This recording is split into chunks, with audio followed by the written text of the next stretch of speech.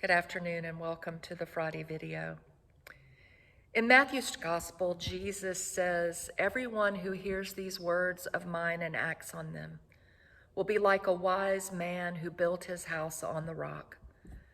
The rain fell, the floods came, and the wind blew and beat on the house, but it did not fall because it had been founded on the rock." Speaking of rocks, our beloved David Clausen arrived on Thursday as I was meeting with the wardens with a folder full of pictures of our sanctuary from the past 75 years. They joined other photographs that I had pulled from even earlier periods. It was wonderful to see these amazing pictures and to observe what has and hasn't changed in our beloved sacred space.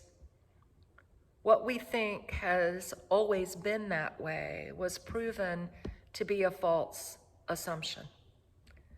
I discovered a floral patterned runner in the church on both sides of each aisle. The floors had once been painted. There were area rugs at the altar and the pulpit where the Rector now stands, to name but a few. Who knew we moved things or painted floors? Like many of you, I tend to want everything to stay the same. I like routine. I like things to be predictable. But however much that might be true, needs do indeed change over time, and it's incumbent upon those charged with being stewards to respond.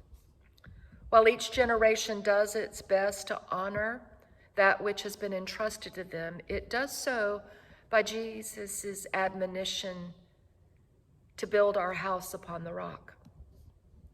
God's house is where we come to hear the word of the Lord, responding in thanksgiving and action. His word, our rock. It is there we gain strength to go forth rejoicing in the power of the Spirit. The church building is the house built on the rock of our God, a place so many of us return to again and again to listen to the still small voice, or perhaps to hear God's word in community gathered or a sermon preached. We sing "Lift High the Cross" and feel our souls respond. We reach out our hands at the peace and welcome. We are welcomed and fed with the gifts of God for the people of God at communion. It is where we behold what we are so that we can become what we receive. The physical building known as church can serve as ballast when the storms of life are rough. People will often ask to go in and just sit for a while, taking comfort from the physical space. For many, it's where they can breathe deeply and trust that God will breathe with them and calm what rages within. We carry a deep responsibility as stewards of this sacred treasure to make this space as accessible, safe, and as inviting as possible, not just for those within, but more importantly for those without.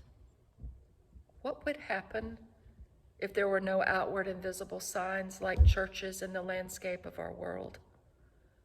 No places like St. Paul's to return to. A physical building with a cross is a port in a storm, as one young person told me last week. The fact that we have been around for so long is even more comforting. There are those who are seeking Jesus for the very first time on a Sunday morning, just as there are strangers who have arrived for the funeral of a friend or the wedding of a family member.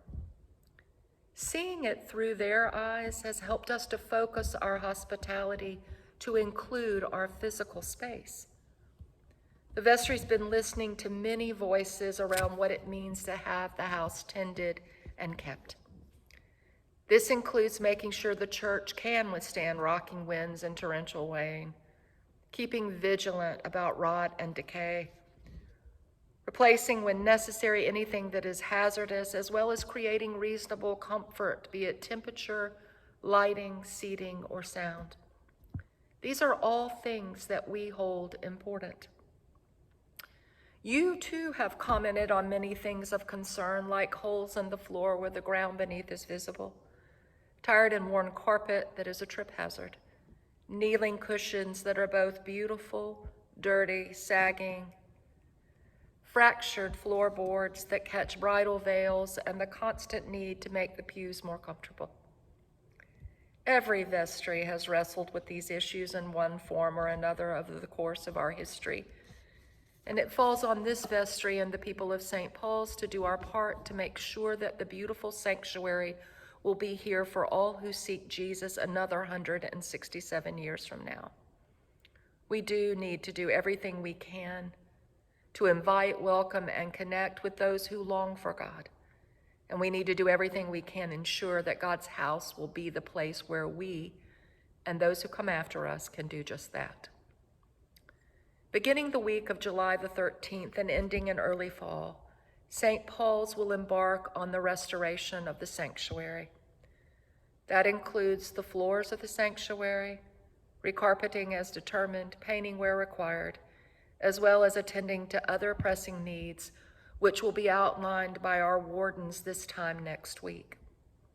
We will worship in our parish hall while this work is done, occasionally venturing outside as weather permits.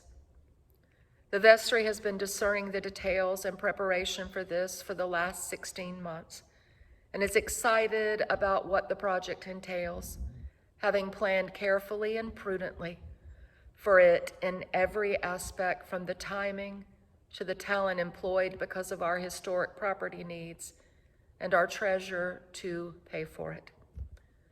The vestry has also unanimously offered its own generous financial support to the project, as have David and I.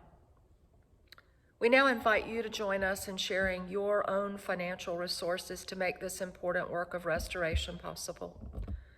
I assure you that the vestry's plan is to stay true to the historicity of our sacred space. Our pews are not going to be removed, nothing drastic.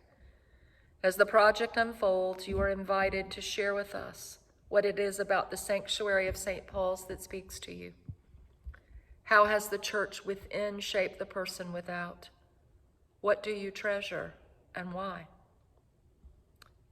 There's this old, wonderful hymn, Christ, the solid rock upon which I stand, all other ground is sinking sand.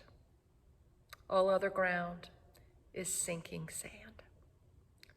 Thanks be to God for the solid rock in all of its forms in the sanctuary found at 215 Ann Street.